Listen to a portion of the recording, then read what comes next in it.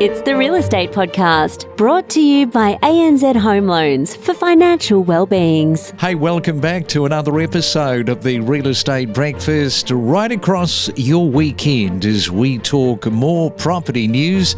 Yes, you might be attending an auction, plenty of those happening over the last couple of days. A big Sunday, it's always a time to get out and have a look at some properties, some open homes. It is September the 29th today, and if you're one of these people, when you go shopping or before you go shopping, you're comparing the prices of Woolworths and Coles, well, pretty much a complete waste of time. You might have caught up with this research this week from Choice, revealing that buying a basket of groceries at Aldi is $18 cheaper than purchasing the same items at Coles or Woolworths. It's their quarterly supermarket survey. Mystery shoppers compared prices of 14 common grocery items, and it's a decent survey because that was held across 104 stores in Australia. So the average Aldi basket cost $50 and change, while Woolworths and Coles baskets were priced at $68 and $69 with change respectively. So the study really does highlight very little price difference between Coles and Woolworths. So keep that in mind as you head off to the supermarket today. We are more than just a real estate podcast. Follow each week all of the main talking points and know your property. 24 hours, yeah, it sort of ticks up, doesn't it, in terms of property prices incrementally every 24 hours, depending on the postcode. You're making money. Yeah, definitely. I think bricks and mortar are the safest investment. So there's always people looking to transact, especially in the market that we're about to enter into in the spring market here in the ACT. We have the largest inter and out-of-state transfer in the country around this time. So things keep ticking along, which is really nice. And there's definitely people starting to be more confident to transact. Yes, confidence is definitely creeping back into the market. Now, let's talk about you there and your staff. You were telling me off here you've got 20 staff. You've got the largest market share and pretty much driven by women. I mean, more and more women executives in these organisations are really driving real estate sectors. Seems like you're one of them. Yeah, we definitely have a wonderful office here. We are an office that is run by females, which is fantastic. And we do have a very young, vibrant office, which I think is quite refreshing in the marketplace that we are in. The median age in our marketplace is about 34, 35. So I do feel a lot of those families love to work with female agents and with younger agents that are coming up with new energy, more enthusiasm, etc. So we've been very fortunate to grow our business through the COVID period, which could have gone one way or the other, but we grew with the market share in the area. You know, you say the word vibrant, you've got a vibrant young team there. It's a point of difference, I think, in terms of particularly all-women real estate offices. There is just that point of difference that you talk about. No question about it. I know that the males listening to me are saying, what are you saying? We're vibrant men. We know how to be vibrant, but there's a difference when it comes to women sort of banding together. Exactly. Like, I think women buy houses, if we're being completely real, and generally they are quite big decision makers in the process. I think it's also worked as we entered into quite an uncertain environment post-COVID and with our interest rate hikes. I feel as a woman that nurturing touch definitely helped our clients become more confident, whether buying or selling. So I do think that natural empathy and that emotional side of things that comes with being a female in this industry has definitely assisted us in guiding clients through. And I always say that it is probably the biggest point of difference for us in our marketplace. Now let's talk about your median price there for both houses and units. So what are they sitting at the moment? Median house prices in our district is sitting around 950,000. So that's come back a little bit from, we were sitting around $1 million peak COVID market. The unit median sale price is sitting around that $450,000 mark at this stage. How can you sort of frame this so that they don't see you as the Darth Vader in all of this? One thing I think we can probably all agree on, in fact, is that we would like to see property managers doing a better job.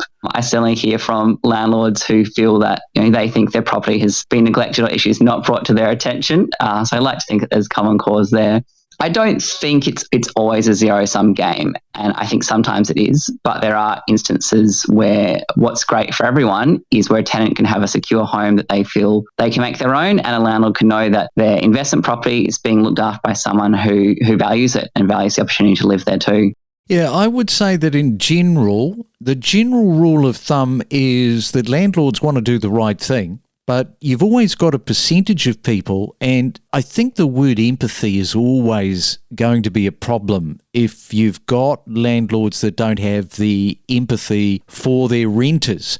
I just wonder if that is an area that you've seen growing, particularly sort of post-COVID, where people just don't care, some of the landlords, and they're a little bit rough on their tenants in terms of their attitude is, this is the rent, don't keep nagging me for things that have got to be fixed, just pay your rent and shut up. Unfortunately, yes. I think there's data that shows this has been a growing trend. So, for example, more landlords are using property managers. They're sort of removing themselves from the relationship a bit more. Whereas often I think the landlords who are most responsive to the properties are ones that maybe live near the property. They might be managing it themselves in some cases and often actually have more of a human sense of who the people are in the rental home. Now, just coming back to this core logic National Rental Index, particularly Sydney, Melbourne and Brisbane, as I mentioned, their weakest rental growth in 4 years. I mean, this has to be trending in the right direction as far as your organisation is concerned. Yes, certainly from our point of view, the rent increases over the last couple of years have been putting renters under great stress. And so seeing those increases begin to slow down is the start of a welcome trend. And we'd love to see that trend continue and for rents to ideally actually be going down and giving people more breathing space. In terms of households, indicating about 32% of their income is paying rent at the moment, which is a record high. Yeah, so I think you're absolutely right about the regional variation. And in the ACT, for example, vacancy rates have been relatively high and rents have been largely flat, but that's not a pattern we necessarily see everywhere else. And in fact, in some cities, it's more those outer suburban areas that have seen bigger rent increases. I think part of what's happening is people are moving further out to try to find cheaper rents, but that then puts upward pressure on the rents in those areas. Ready to step up your property knowledge? Access powerful insights with us. Well, if you're a mortgage holder, yesterday was a little bit of good news, more good news in terms of the RBA. They decided not to move on the cash rate, as Anthony Landau told us. And the RBA today, despite a lot of political pressure and chatter, have decided to hold the cash rate at 4.35%. I guess this was largely expected. However, obviously there's a lot of political noise and a lot of noise in the market about what the RBA is going to do, but they've held the rate at 4.35%. Dubai is fast becoming the beach haven party capital for the world, for those looking for developers who are rivaling other cities around the world for this new market lifestyle, beach carnival, happy party central. Yeah, that's right. Dubai is definitely quickly becoming the beach club capital of the world. Soon it will be home to 7 of the world's most favourite clubs. So I'd like to just go through some of these ones for the listeners to give them an indication as to exactly the direction of where Dubai is going. So the first is Casa Amor, Saint-Tropez. They will be bringing their boho chic vibes to the Mandarin Oriental Hotel down in Jumeirah 1. The second one, after charming the streets of Paris and basking in the Saint-Tropez sunshine, Gigi will open its next beach house at J1 Beach at Le Maire. Next up is Ushuaia. This is an Ibethan institute who will bring a host of incredible DJs to Dubai Harbour later this winter. Now, if you fancy some black cod on the beach, this soon will be available as Dubai becomes the 3rd destination to have a Zuma beach house. Next is Baoli, the Cannes celebrity hotspot, who will set up shop at J1 Beach later this year as well. Following its popular pool parties again in Ibiza, O Beach will open its second venue this year. And lastly, Gaia, which is the DIFC favourite, will open its first Serene by Gaia, and this promises to be the world's largest beach club.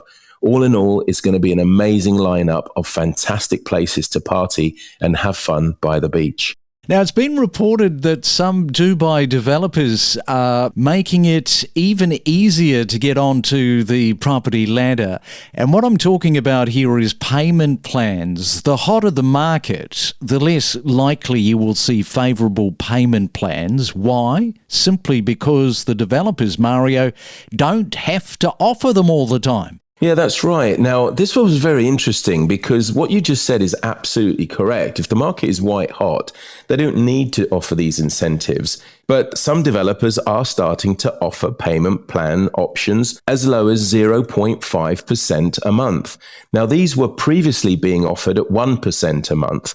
But in order to perhaps keep the sales momentum going for longer, some have slashed this by half for specific projects, while others are extending this scheme to all of their new launches. So it's a situation, I guess, where these developers are wanting to maintain the status quo for fear of maybe the market leveling off a little bit. They are now offering these really, really good plans. And it's a great way to get onto the property market here in Dubai with these low payments, which often amount to perhaps the amount of a car hire cost, for example. Yeah, no doubt about that.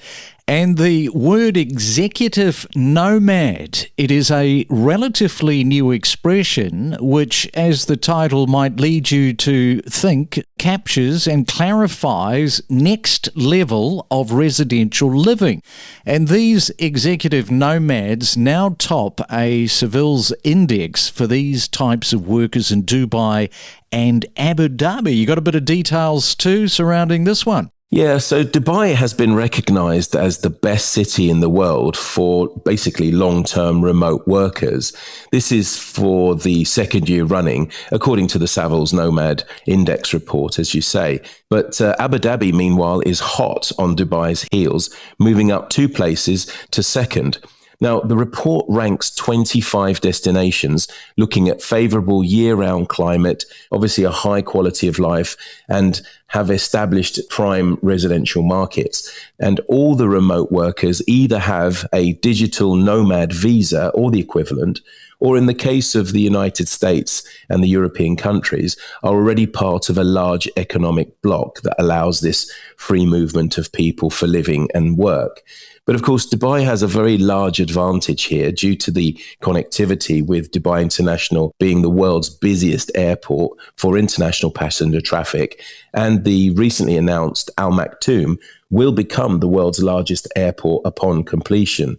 But it's also interesting to see that cities with beachside access continue to outperform in the top 10, led by Malaga, who came in third, Miami fourth, Lisbon fifth, Barcelona sixth, and Palma in Mallorca in seventh. Every week, unravel the real estate market to empower your real estate knowledge. Thinking that Bondi might be a little bit too expensive for them because, as you alluded to, there are different suburbs, different sub-markets of Bondi that have those different price points. And I just wonder how often you kind of find that from an agent's point of view where people think it's just out of their reach to get into the market of Bondi. Yeah, look, great question. But look, in terms of Bondi is a very large suburb, and that covers, Bondi Beach, where the commercial strip is, and the surrounds. Then you've got North Bondi, and you've also got the South Bondi end, and they're sub markets for themselves. We often find in that North Bondi and South Bondi area, you got the family home areas. A lot of Bondi Beach, you do have the family homes there, but you've also then got a lot more apartments at different price levels, as we've just suggested. All right, so let's have a look at the median price points. At the moment, it is hovering for houses around that 3.750, and for units at the moment, 1.4 million. If we just look at the median price on those units, median price being exactly that, people can buy under that in Bondi, in certain sub-markets that you're talking about for a unit? Yeah, Craig, most definitely they can do that. So obviously there's things that they will have to compromise on, but whether it's a studio or one bedder or two bedder, it obviously will then be dependent on whether the property has parking and or a balcony. So these are things that buyers, investors and homeowners will have to take into consideration. But most definitely there is still an opportunity to buy below that, and it also depends on where it's located and perhaps how far back from the beach it might be as well. We connect you to the best real estate information across Australia. The Real Estate Podcast.